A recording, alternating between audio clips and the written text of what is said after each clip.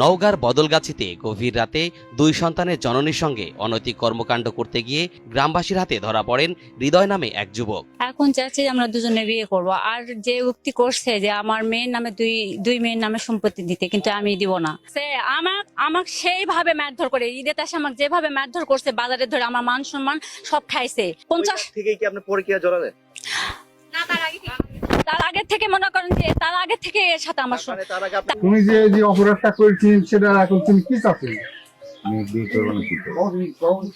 মেয়ে বিয়ে করবে?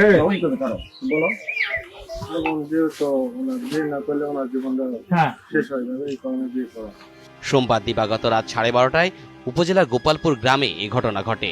আটক পরকীয়া প্রেমিক হৃদয় হোসেন উপজেলার কদমগাছি গ্রামের আব্দুল হামিদের ছেলে। সম্পর্কের কথা অকপটে স্বীকার করেছে সে।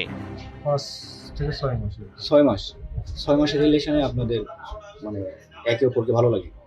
আচ্ছা, আপনি জানেন উনি বিবাহিত, ছেলে মেয়ে আছে, তারপরও আপনার ভালো লাগে, মানে এইটা কেন লাগে? আপনি গতকালকে কখন ঢুকছেন? 12টা। রাত 12টায়। মানে আপনাকে কারা ধরলো? এখানকার পাবলিক। মানে তারা কি আগে থেকে জানতো যে আপনি এখানে নিয়মিত আসতেন? না। বিষয়টি নিয়ে মঙ্গলবার বেলা